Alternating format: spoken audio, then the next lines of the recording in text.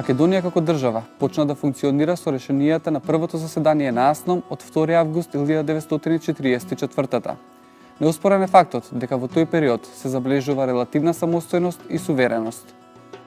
АСНОМ јасно го потврди постоењето на македонскиот национален ентитет и суверенитет, но остана нерегулиран односот на новата федерална единица Македонија во рамките на федерацијата. Во ситуација кога се уште не беа регулирани односите меѓу федерацијата и републиките, сосема природно е што во Македонија се појавија стремежи за поголема политичка и економска самостојност. Носители на таа политика беа револуционери кои и пред војната, како членови на ВМРО и ВМРО Обединета, се залагаа за формирање на самостојна и обединета Македонија. Но исто така и младите интелектуални комунистички кадри кои не беа толку подложни на партиска дисциплина. Тоа беа Методија Андонов Ченто, Павел Шатев, Димитар Влахов, Шакир Војвода, Емануел Чучков, а потоа се приклучија Петар Пирузе, Лазар Соколов, Киро Глигоров, Венко Марковски и други.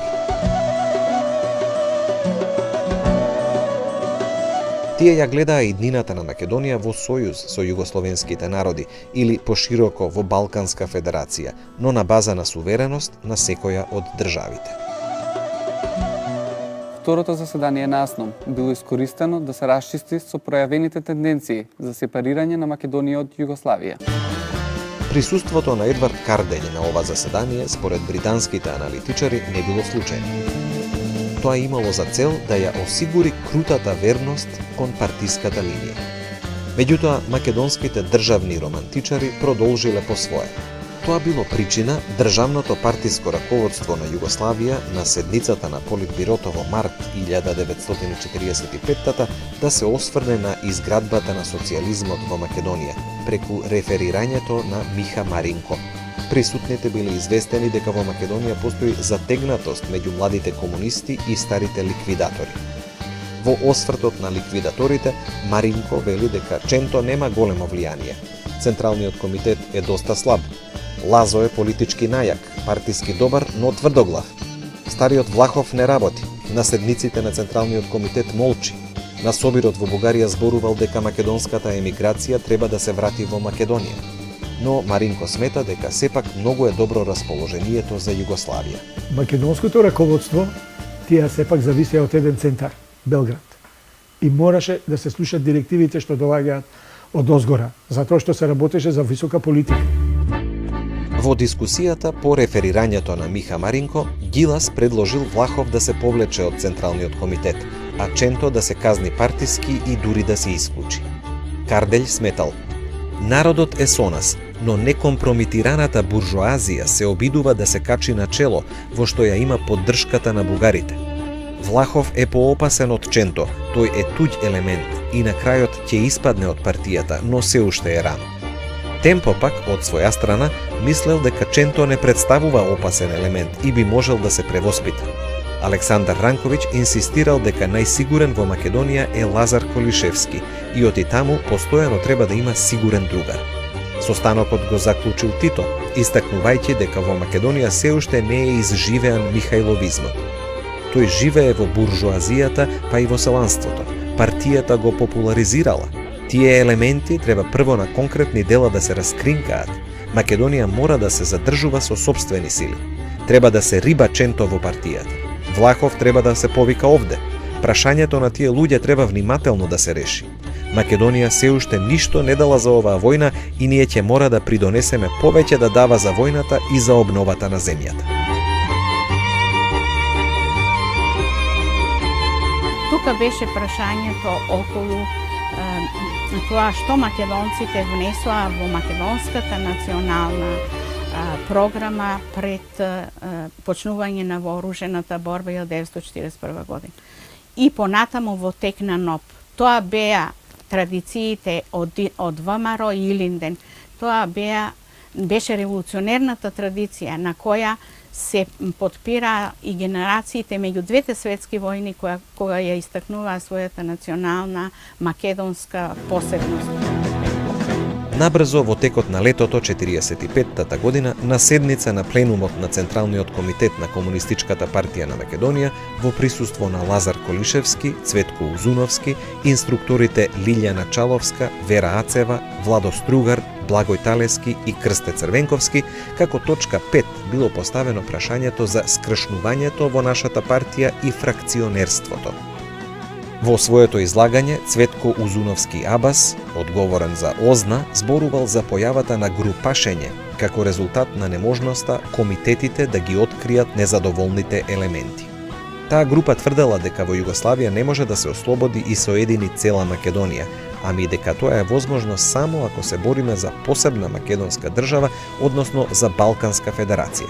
Според Абас, во таа група биле Мане Чучков, Киро Глигоров, Лазо Соколов, а некои кои ја увидоа својата грешка отпаднаа.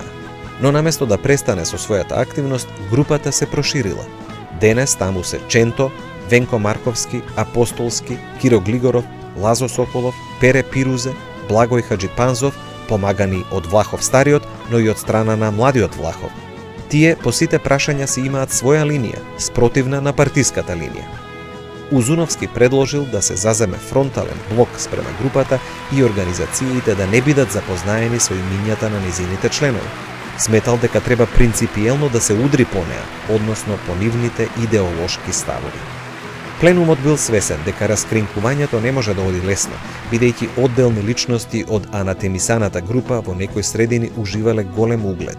На крајот Колишевски побарал да се прибере материјал за сите од групата. Основните мотиви на осуда од страна на младите комунистички кадри спрема така наречените стари ликвидатори биле: постоело несогласување меѓу президиумот на АСНОМ и Централниот комитет на Комунистичката партија на Македонија во однос на кадровската политика.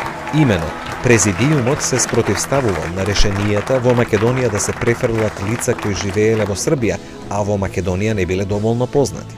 Сомнително било и прашањето на доаѓањето на инструктори од страна, пред се во УДБА и во ЈНА, при што се запоставувале или елиминирале македонските кадри. Постоеле различни гледања меѓу президиумот и Централниот комитет во однос на извршувањето на смртните казни на затворениците без донесување судски пресуди. Анатемисаната група била за придржување кон прописите на правна држава. Се залагала да не може да се извршува смртна казна без да има правосилна пресуда, повикувајќи се на ставот што ќе рече светот за нас.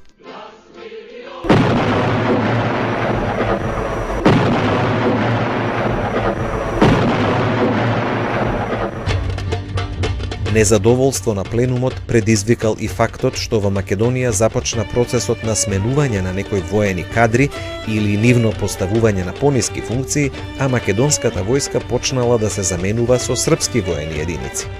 Во однос на компетенцијата на републиките се барала децентрализација во стопанскиот живот, поголема стопанска активност на републиките, а особено се барало за определени дејности да се дозволи поголема приватна иницијатива. За време на посетата на Софија, на почетокот на декември 1944 година, Петар Пирузе зборувал дека иднината на Македонија ја гледа во Јужнословенска федерација, како чекор кон поширока Балканска федерација. Уследила британска реакција. На бугарската и на југословенската влада им било сугерирано да преземат мерки во врска со неодмерените изјави на македонските политички личности.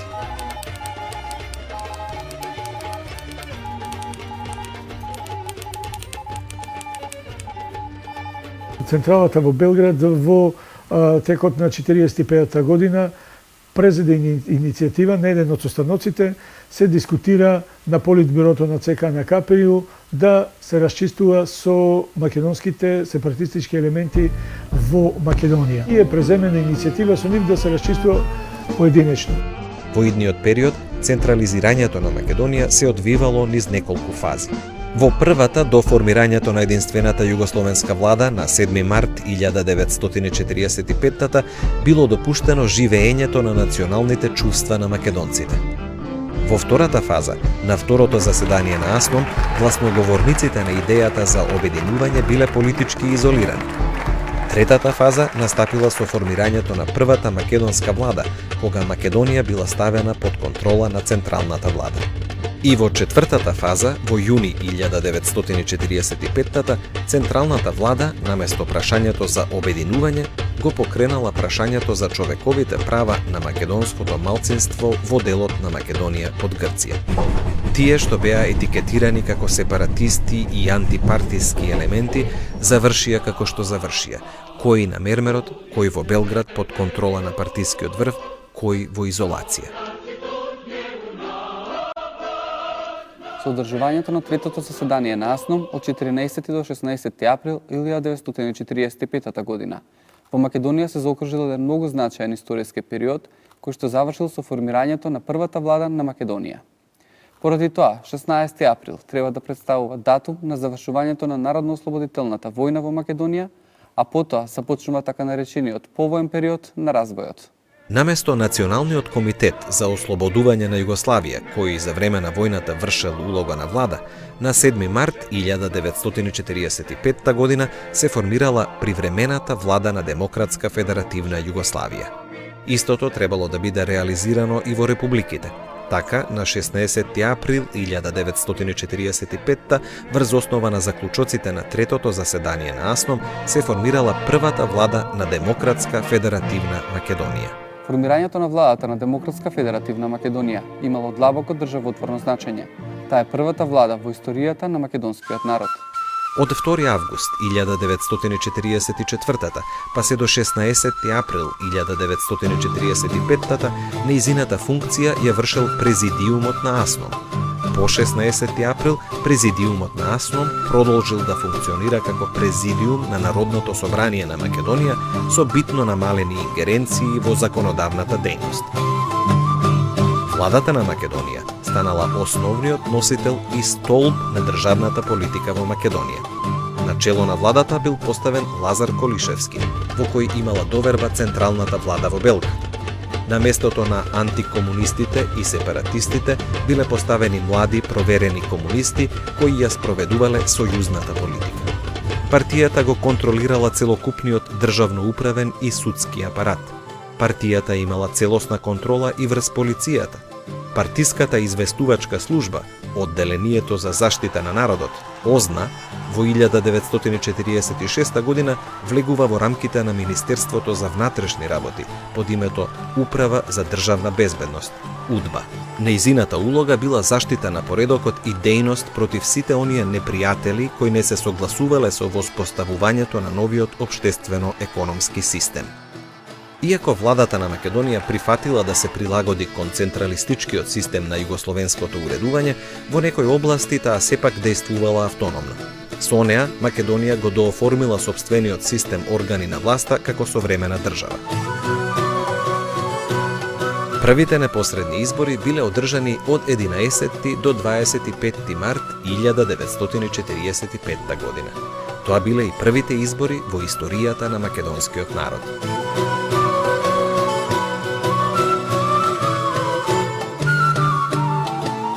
Во декември 1946 година беше донесен првиот устав на Македонија. Во него НР Македонија била дефинирана како народна држава со републиканска форма на уредување. Со уставот, клучните функции во државата, одбрана, внатрешни и надворешни работи, потпаднале под надлежност на федерацијата. Со тоа биле редуцирани и одредени права што ги имала Федерална Македонија од 1944 до 1946 година. Тоа е период кога започнува процесот на промена на сопственичките односи, укинување на приватната сопственост и создавање силен државен сектор. Приоритет се давал на индустриализацијата и на електрификацијата. Насекаде било воведено рационализирано снабдување со прехранбени и други производи. Целокупната активност била планирана со 5-годишните планови, по примерот на советските петолетки. Оние кои се спротивставувале биле етикетирани како непријатели на социјализмот. Имало и бунтови населани во Радовишко, Кичевско и во Кумановско, кои биле загушени со примена на сила.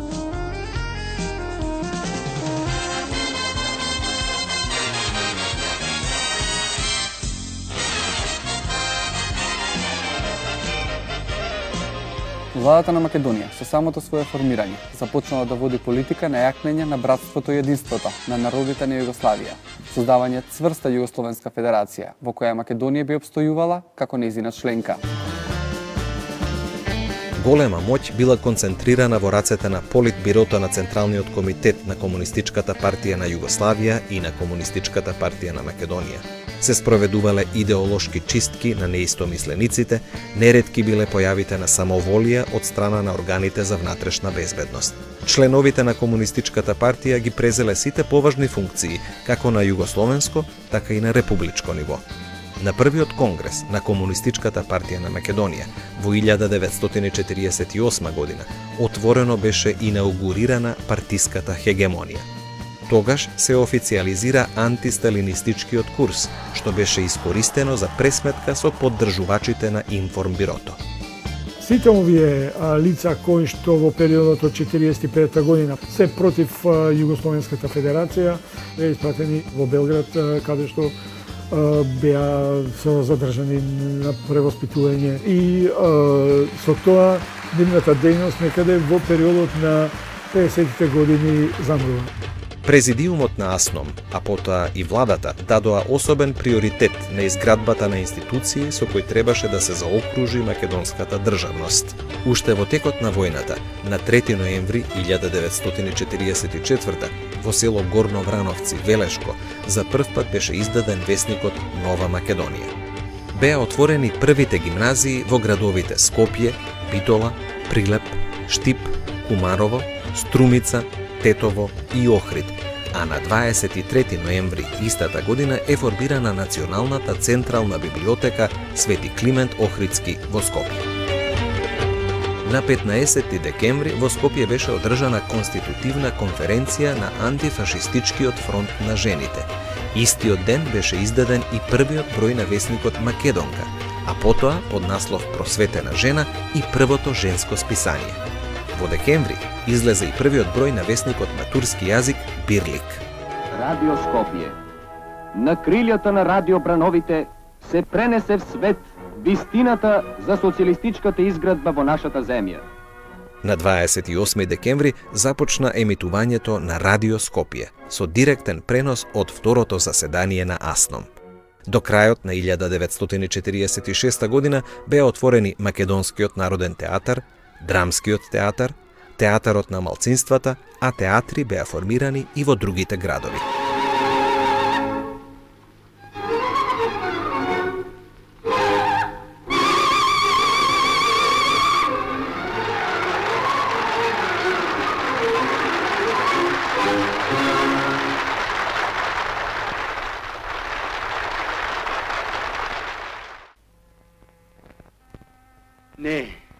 Не сакам жена за пари.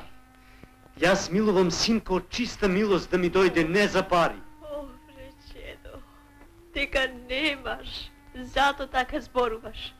Да имаше 20-30 лири, инаку ќе беше. На 8 март, за прв пат во Скопје се прославува Денот на жената. На 3 мај 1945 објавена е и првата азбука на македонскиот јазик. Во декември 1946 година, со основањето на Филозофскиот факултет, беа поставени темелите на високото образование во Македонија. Потоа беа формирани и Медицинскиот и Земјоделскиот факултет, со што беше основан и Универзитетот Кирил и Методий во Скопје. Во овој период на социјализам и покрај сето она што се случуваше, сепак на Македонија и беше дозволено во Југославија, во рамките на Социјалистичка федеративна Југославија, да го достигне својот максимум во однос на оно што се вели култура, литература и јазик. Разговорите за формирање на Јужнословенска федерација помеѓу Бугарија и Југославија биле поведени по Титовиот престој во Москва и разговорите со Сталин во септември 1944. Со новата политика на Југославија и Бугарија беше дозволено учество на бугарските единици во борбите против нацистичкиот окупатор. Представниците на Отечествениот фронт на Бугарија изразиле готовност да ги исправат сите дотогашни неправди нанесени од бугарската држава на македонскиот народ за време на бугарската окупација на Македонија. Едно од најчувствителните прашања помеѓу двете земји било прашањето за присоединување на делот на Македонија во рамките на Бугарија кон Федерална Македонија во составот на Нова Југославија. Иницијативата за формирање на федерација била дадена во ноември 1944 година. Со предлогот даден од југословенска страна се предвидувало обединување на федералните држави кои сега се наоѓаат во составот на Југославија и на Бугарија во една федеративна државна заедница. Се предвидувало формирање на единствена команда на вооружените сили на Југославија и на Бугарија, водење на заедничка надворешна политика, укинување на царинската граница и остварување на најтесна економска соработка. Двете страни му го признавале на македонскиот народ правото на самоопределување. Ѓорги Димитров, кога оди во Москва при преговорите со Сталин, кога го прашува што се случува со идејата за федерација помеѓу Југославија и Бугарија, Сталин му одговара: да, другар Димитров, ќе има федерација помеѓу Југославија и Бугарија, ќе има обединување, меѓутоа некога вие сакате и некако што вие мислите. Набрзо дошло до промена на бугарскиот став. Наместо обединување, бугарскиот предлог се сведувал на формирање на одбранбен сојуз, односно пакт за взаемна помош. Се условувало обединувањето на Македонија и тоа можело да се случи само ако дојде до обединување со Бугарија, додека југословенската страна го потенцирала правото на македонците на обединување, без разлика дали ќе дојде до федерирање со Бугарија или не. И покрај тоа, во предлогот било нагласено полното право на македонскиот народ на самоопределување и било заклучено делот на Македонија кој и припаднал на Бугарија во 1913-тата да и се врати на Македонија, а бугарските територии кои и припаднале на Југославија, според договорот од НЕИ, да и се вратат на Бугарија. Договорот требало да биде потпишан спроти новата 1945 година. Повикот од Москва го сопрел тој процес. По разговорите во Москва и двете држави ги напуштиле разговорите за федерација. Се преминало на преговори за сојуз и пријателство. Политичкиот врв на Велика Британија веднаш го задолжил шефот на британските мисии во Југославија, Фицрој Меклин, да го извести Јосип Броз Тито за британското спротивставување. Македонците во таква ситуација настојуваат да ја внесат македонската национална програма, да го внесат реализирањето на ослободувањето и постигнување на државност и поможност на обединување на Македонија. Во однос на Македонија, Соединетите Американски држави се приклониле кон британскиот став. Суштината била да се остават македонските делови од Грција и Бугарија на односните земји.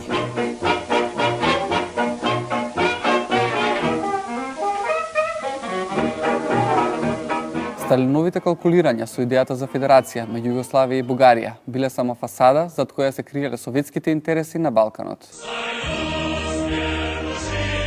Кон средината на 1947 година, Сталин повторно ги обновил преговорите за федерација, кога Југославија и Бугарија постигнале договор за меѓусебна соработка.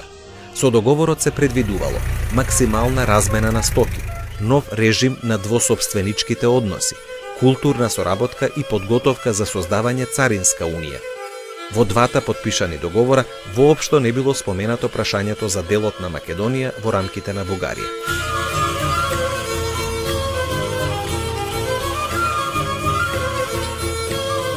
Пристапувањето на Комунистичката партија на Југославија во новата меѓународна организација на комунистичките и работничките партии Коминформ, формирана во октомври 1947 година, од западниот демократски свет било протолкувано како последна потврда дека Југославија и го врти грбот на самостојноста и дека станува советски сателит. Се повеќе основните противречности на современиот свет, противречностите меѓу капитализмот и социјализмот се сведувале на меѓудржавните судири на големите сили.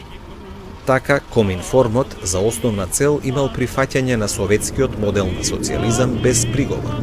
Југославија, како земја која ја извојувала победата против фашизмот без советска помош, настојувала да води политика на држава која ќе има доминантна улога на Балканскиот полуостров. Таквата политика не одела во прилог на Сталиновите планови. Суетен по природа, тој не можел да дозволи загрозување на неговиот авторитет, а неспорно во Тито тој видел таква опасност. Навестувањата за промена на советската политика во однос на Југославија станале очигледни кога на 28 март 1948 година пристигнало првото писмо од Советската партија, во кое биле презентирани грешките на КПЈ во однос на внатрешната и надворешната политика.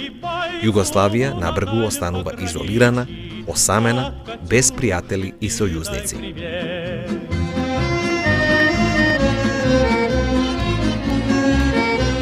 Резолуцијата на Информбирото представувало шок за комунистите. Уште повеќе што дошло до лицитирање помеѓу самите комунисти во однос на Тито или Сталин. Во таква ситуација, УДБА имала полни раце работа. На општествено превоспитување на Голи оток биле упатени 883 лица од Македонија. Низ голооточкото мачилиште поминале и голем број познати македонски револуционери, антифашисти и комунисти. Панко Брашнаров, Петре Пируземајски, Димче Аџимитрески, Венко Марковски, Владо Полежиновски и други, под обвинение дека се поддржувачи на резолуцијата, а Павел Шатев бил во домашен притвор. Позитивно било што со Информбирото се напушти политиката на копирање на советскиот модел и се започна со барање патишта за самостојно уредување на општествениот живот.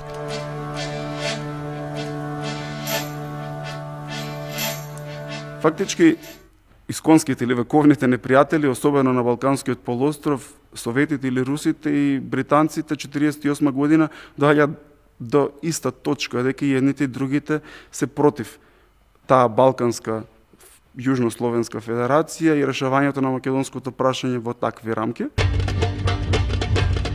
Преземените мерки за развој на стопанството се покажале како неуспешни, што било сигнал да се започне со менување на производствените односи. Поголема слобода требало да им се даде на производителите при располагањето со резултатите од трудот.